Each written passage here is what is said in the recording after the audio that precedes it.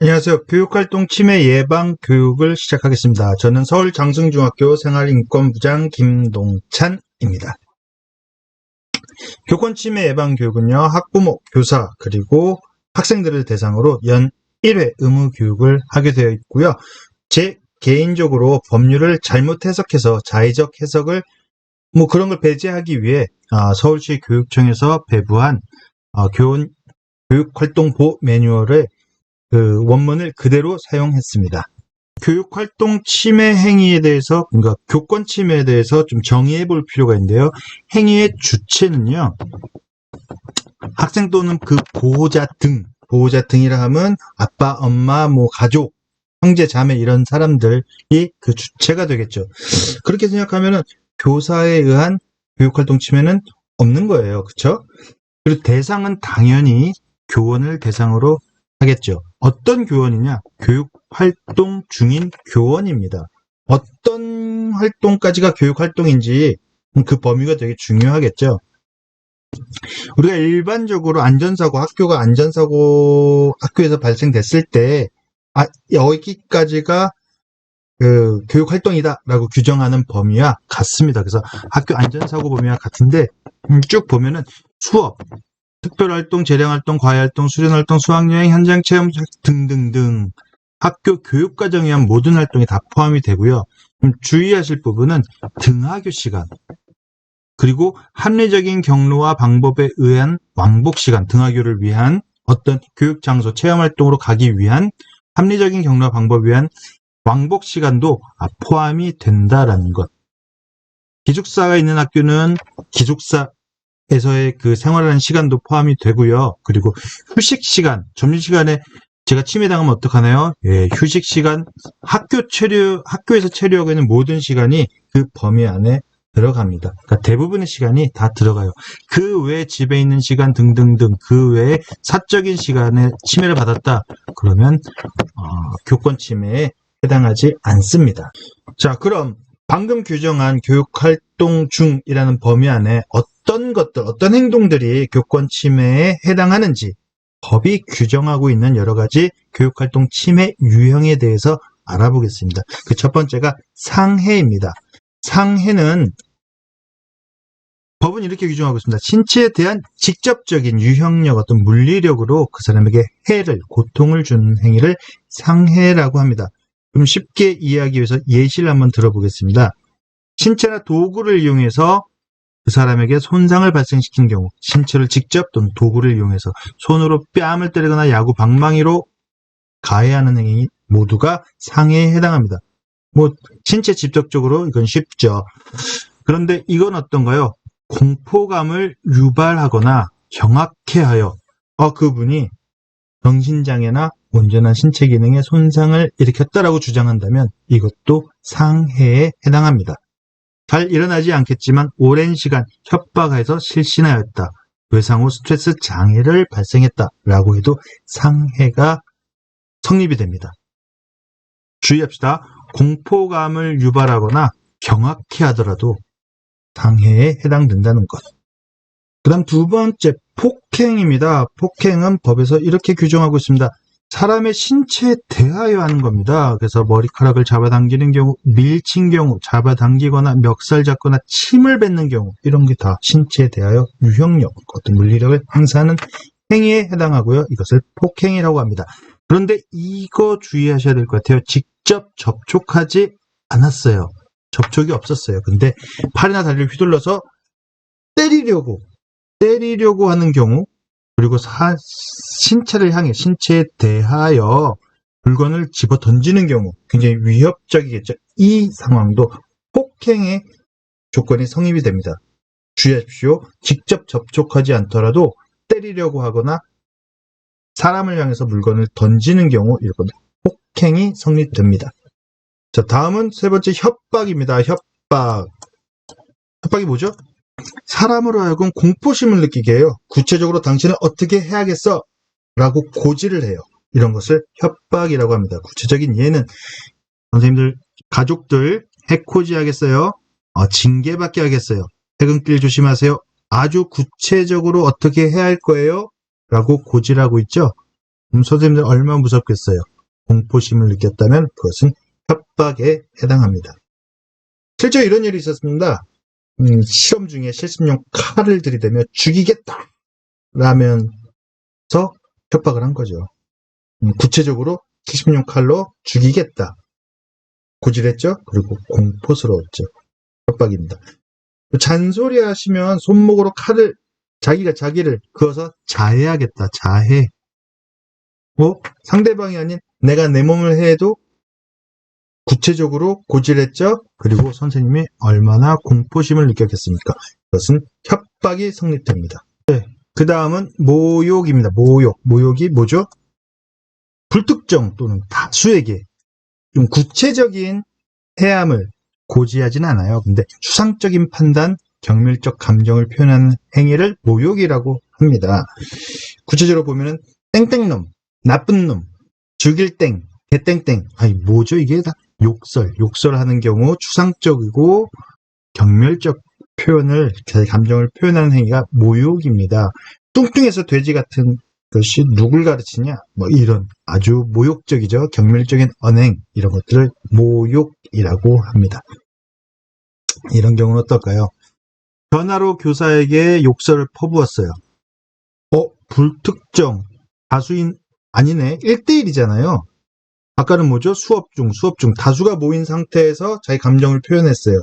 모멸적인 감정을 표현했어요. 그럼 모욕에 해당되는데 전화로 1대1로 대화했어요. 그럼 모욕죄에 해당하지 않습니다. 그러나 다른 침해 유형에 해당해야 합니다. 정보통신망 이용 촉진 및 정보 보호 등에 관한 법률 위반.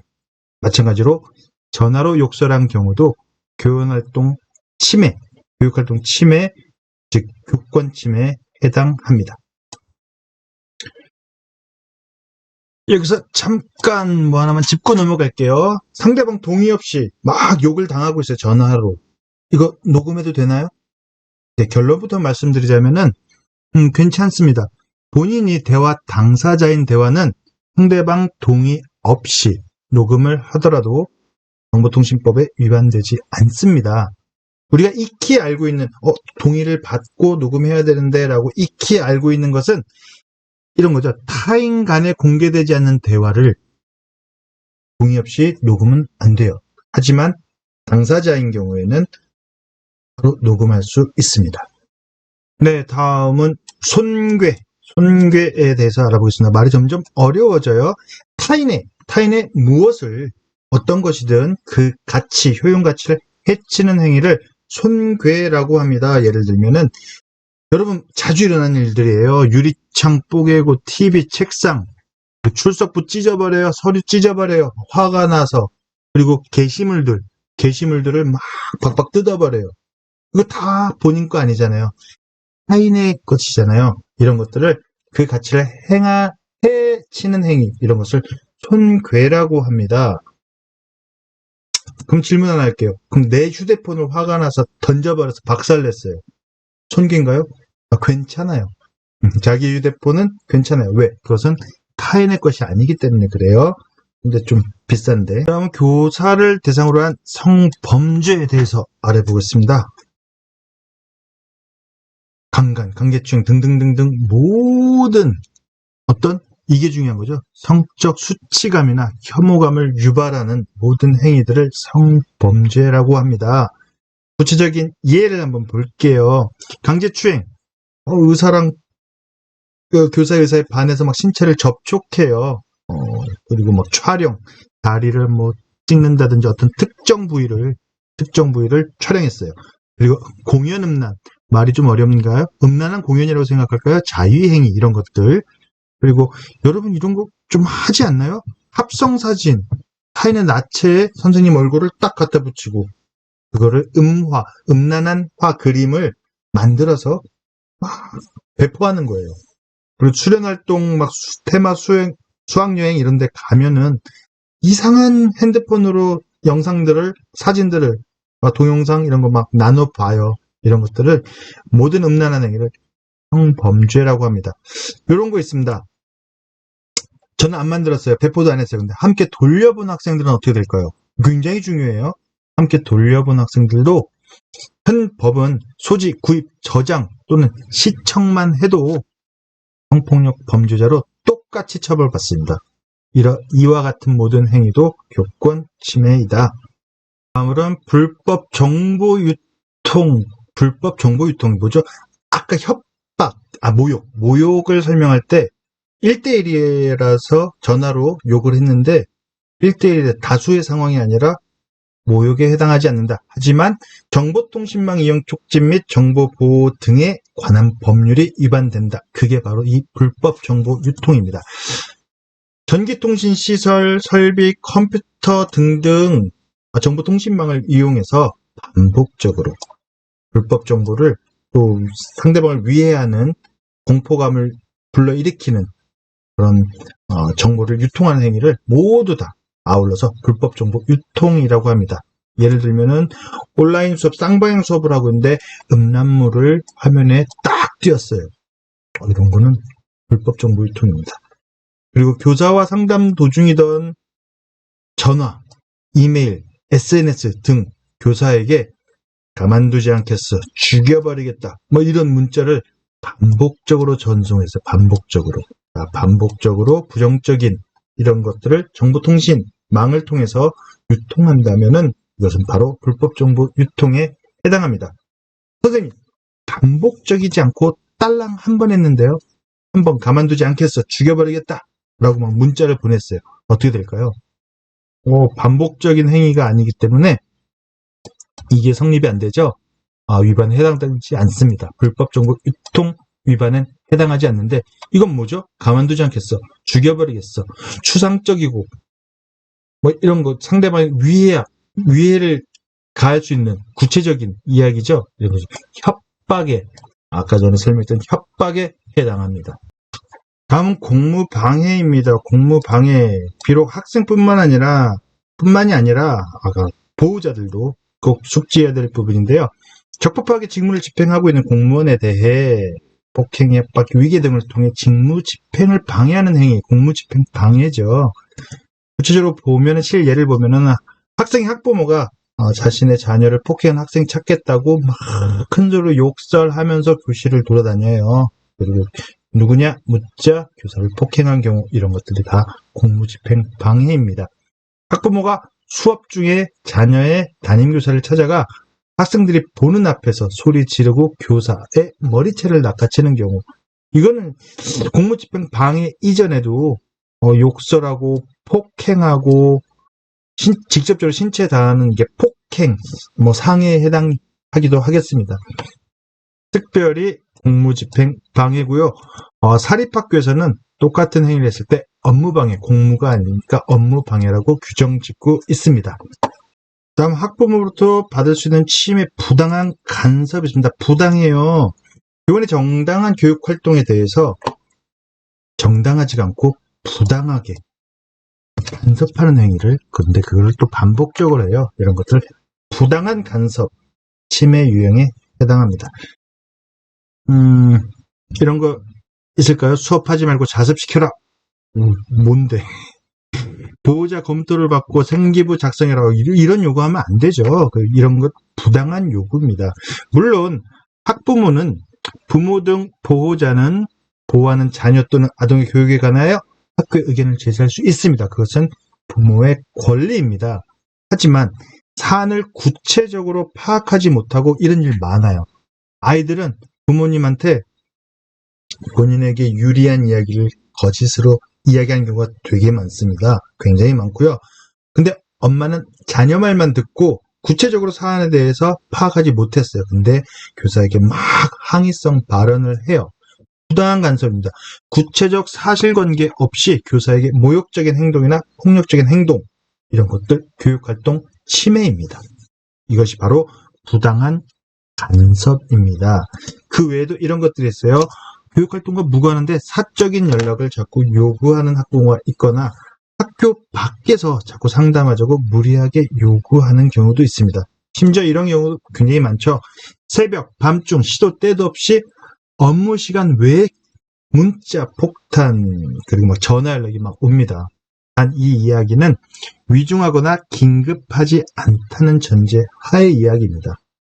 이것은 다 모두 부당한 간섭입니다. 거기에 해당되고요. 만약 이런 것들을 교직원들께서 당하고 있다면은 교권부 책임관이나 학교 관리자에게 이야기하시고, 그리고 그러면은 개선의 필요성이 있습니다라고 학부모께 인지를 시킬 겁니다. 그래도 계속한다면은 교권부회의를 개최하는 거예요. 그 외에 긴급 발생할 때 꼭 그 연락망이 필요하죠. 그때 개인 전화 외 학교 전화 등 다른 연락 통로가 있다는 점을 학부모님께 명확히 인지시키고, 그리고 긴급 상황일 경우에는 뭐 코로나19 같은 거 내일 등교해야 되나요 말아야 되나요 굉장히 긴급하죠. 바로바로 판단해 드려야 되니까 이런 거를 제외하고 업무 시간 외에 수시로 전화하는 거, 이런 것들은 간섭행위입니다. 부당한 간섭. 여태까지 우리가 뭘 했죠? 뭐가 교권 침해인지, 뭐가 침해 행위인지 이 한 문장을 본 겁니다. 침해 주체 대상, 학생 보호자가 주체고 대상은 교원이다. 교육활동 중인 것은 안전공제와 법이 규정하는 범위와 같다. 그리고 여태까지 아주 꼼꼼하게 본 것은 어떤 활동들이, 어떤 행동들이 교육활동 침해 행위에 해당된다라고 아주 세세하게 살펴보았습니다. 이 시간 이후로는 이런 행동이 해당하는지 몰랐어요 하시면 절대 안 됩니다.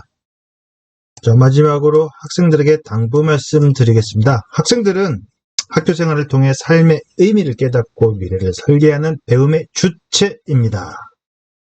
오늘 교육을 통해서 여러 가지 법적 용어를 알기 쉽게 좀 이해를 했다고 생각을 합니다. 예를 들어서 팔을 휘둘러 때리려고 해도 이거 뭐죠? 신체를 향해 물건을 집어 던져도 이게 뭐죠? 폭행에 해당된다. 공포감을 유발시키고 경악해 해도 그것은 상해에 해당되고, 내가 자해하겠다, 내가 내 몸 갖고 있는데요, 협박에 해당이 된다, 뭐 등등등을 여러분들 좀 이제는 실예를 통해서 익혔다고 생각을 합니다. 다른 사람을 함부로 비난하거나 욕하지 않습니다. 여러분 꼭 지켜주시길 바라고요. 그게 온라인이든 오프라인이든 그런 모욕적인 것을 하지 않습니다. 그것은 모욕에 해당됐죠. 수업활동 방해하지 않습니다. 선생님들의 수업권뿐만 아니라 다른 학생들 열심히 공부하고 싶어요. 학습권을 침해하는 행위이기도 합니다. 순간적인 충동, 분노 조절이 안 돼서 폭력 이런 걸 행사하지 마시고요. 학교의 재물을 부수고 훼손하지 맙시다. 이거 뭐에 해당됐죠? 손괴. 내가 부술 수 있는 건 뭐뿐이다? 나의 핸드폰, 내 것만 할 수 있습니다. 그래서 타인의 재산, 학교의 재산 이런 것들을 부수고 훼손하지 않습니다. 휴대전화 등 타인 전자기기를 통해 타인의 명예를 훼손하는 사이버 명예훼손, 정보통신 윤리법 위반, 불법 정보 유통 여기에 해당되죠. 절대 하지 않습니다. 그 선생님들뿐만 아니에요. 친구들과 간에서도 절대로 성적인 언동으로 성적 수치감이나 혐오감, 모멸감을 느끼게 하지 않도록 합니다. 밤늦게 선생님께 전화하고 사생활을 침해하지 않도록 합니다. 여러분의 어려움을 들어주고 함께 고민해 주시는 게 바로 선생님입니다. 선생님을 존중하는 마음, 그리고 그런 마음가짐과 태도를 가졌으면 하고요. 함께 즐거운 학교 생활을 만들어 갔으면 좋겠습니다. 감사합니다.